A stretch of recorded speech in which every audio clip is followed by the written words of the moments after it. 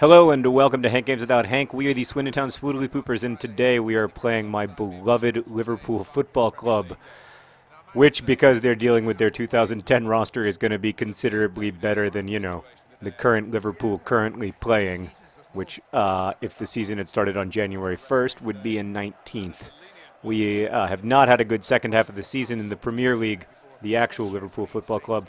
The Swindon Town Swoodly Poopers have had a fairly strong second half of the season here. But today we're starting our B team. We've got Leroy Williamson starting up front with Voluptuous Paracard and the red Power Granger. We've got Ricardo Bunsen Berna in the back, along with Escar Go and Caceres, who still has no nickname, and I believe Ginger Rampage. So everybody's kind of tired because we just played a game in Europe 2 days ago, but we're going to do our best. And, you can't stop Leroy Williamson. Can't stop, won't stop. That's his motto. So, yeah, we're just going to do our best here. We're going to try to win the game. But if we can't win the game, we're just going to get ready for the next leg of the Europa League quarterfinals against Villarreal. So that'll be exciting. That's coming up. That's our next game. So it's coming up soon. Look at Gordon Taylor Fletcher taking it out of the back all the way. He's got so much energy. What would it be like to have that kind of energy? Oh, Voluptuous Paracard can't finish. So today I'm going to talk about The Hunger Games, which I have seen now in the movie theater twice, and of course I've read the book several times as well. I reviewed the book in the New York Times Book Review, and they were nice enough to put my name on the back of it, which is definitely going to be the most famous thing I ever do. Like, that means that my name is now on the back of like 11 million books, which is amazing. Even if I didn't write any of them. But I really loved that book. I loved it when it first came out, before I knew that it was going to be a big deal. And I loved the movie much more, in fact, than I expected to like the movie, because generally, I'm not a huge fan of movie adaptations. I thought this was a really smart adaptation, and in some ways, it had something that the book didn't have. Obviously, the book has lots of things that the movie doesn't have, but it had something, for me at least, that the book didn't have, which is that it made you. One of the things I liked most about the book, The Hunger Games. I mean, it's at this point.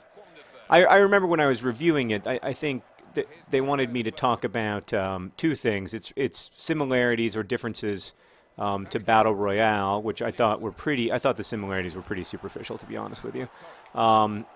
Which is, anyway, that's a plot-wise similar thing that had a big cult audience maybe a year or two before The Hunger Games came out.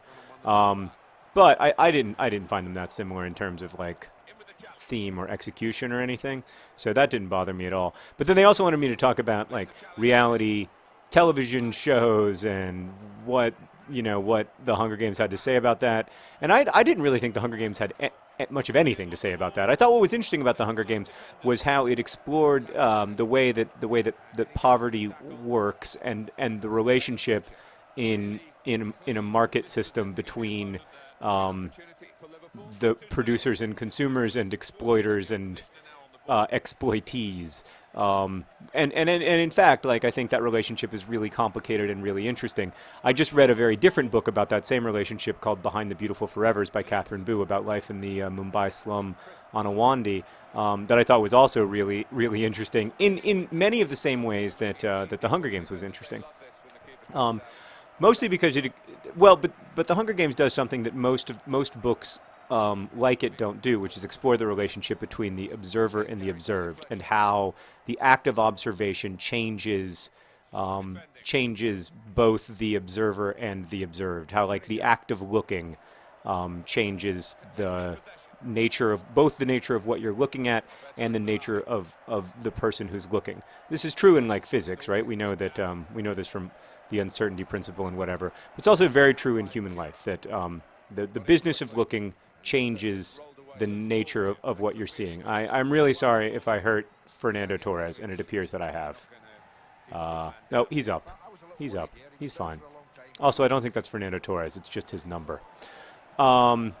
Anyway, I did find that I do find that really interesting, and I thought it explored that beautifully. So, for instance, and this contains spoilers starting now. So, if you haven't read The Hunger Games or watched the movie, and you don't want to have sort of spoilers of some degree, although they probably won't make sense, then stop watching. Okay, the rest of you, hi, huh? Good book, am I right? So. When, for instance, Katniss desperately needs that salve in order to survive, how is that a foul? That's once again calling fouls for what amounts to knee hugging. When Katniss desperately needs that salve, Stan, have you seen the movie?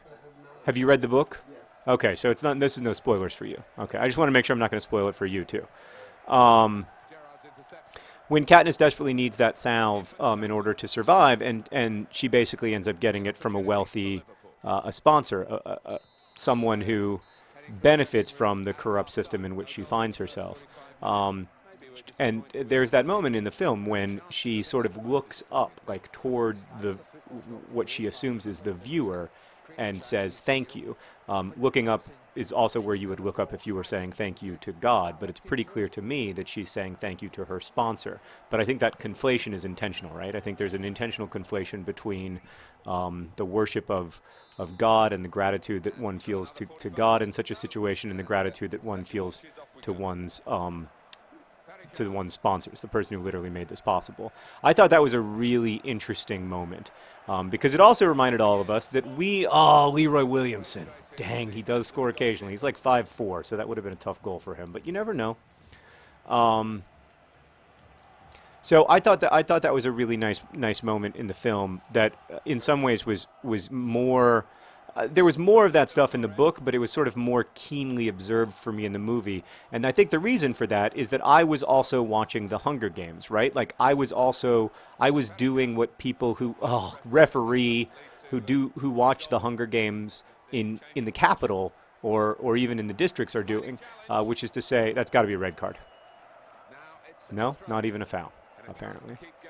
I was a participant in that I had a rooting interest and I wanted everyone else to die. And the brilliance of Colin's novel to me is that you so effortlessly root for Katniss and to a lesser extent Peeta that you become you become part of that weird sense of bloodlust.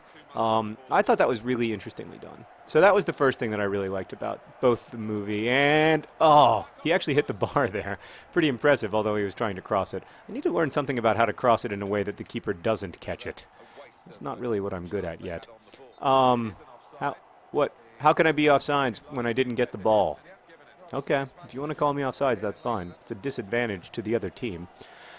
The next thing that I really liked was Jennifer Lawrence's performance, which was better than I imagined a performance of Katniss could be. It was subtler, it was more nuanced, and it was more aware of everything that was going on in Katniss's mind than I ever thought possible. And that was particularly true in her relationship with Peeta.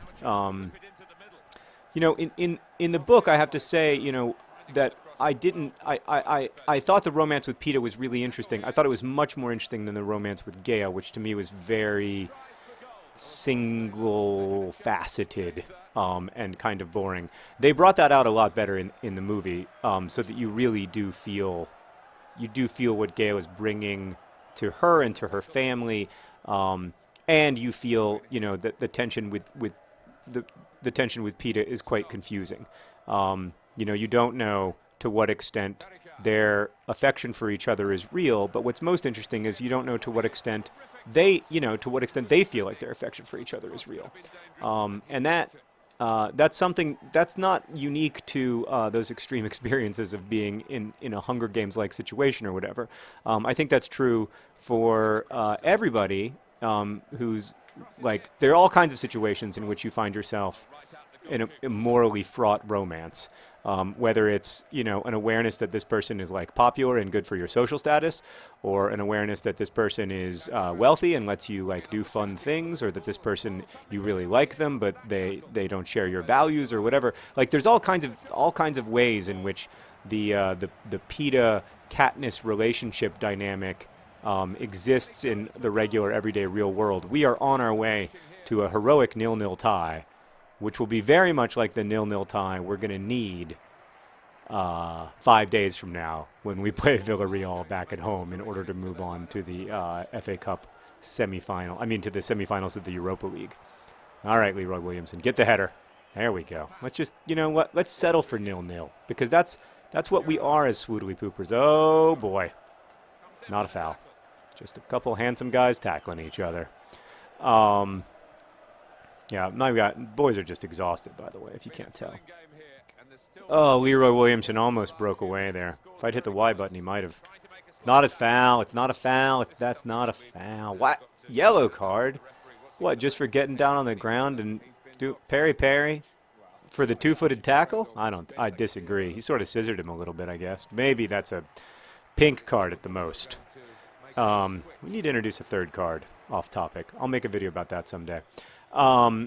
So in my I thought the movie was sort of unexpectedly great. The places where the movie differed from the plot of the book, that does, as you guys know, that doesn't really bother me because I'm not a plot-centric person. Like, I don't think that the job of a movie is to recreate the plot of a book. Oh, I wanted to score so bad with Leroy Williamson, and he's so exhausted. In his defense, he's just tired. He's had a long day. I've played him 6 games in a row. We've got nobody on the bench who can do what Leroy Williamson can do, who can bring what he brings. Ow, that's not a foul. All right, so it looks like they're going to have one last opportunity here. Ricardo Bunsen-Burner, we may need you. Schnurgerberg! Joe Cole. You never actually scored for actual Liverpool.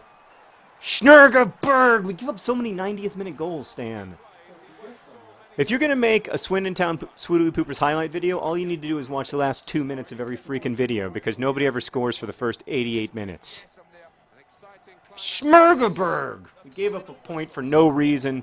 Stupid Liverpool, and we have to smell our pits in shame. Thanks for watching. Tomorrow, the decisive leg of the Europa Cup quarterfinal. At least I got to look at Steven Gerrard. He's so handsome. Best wishes.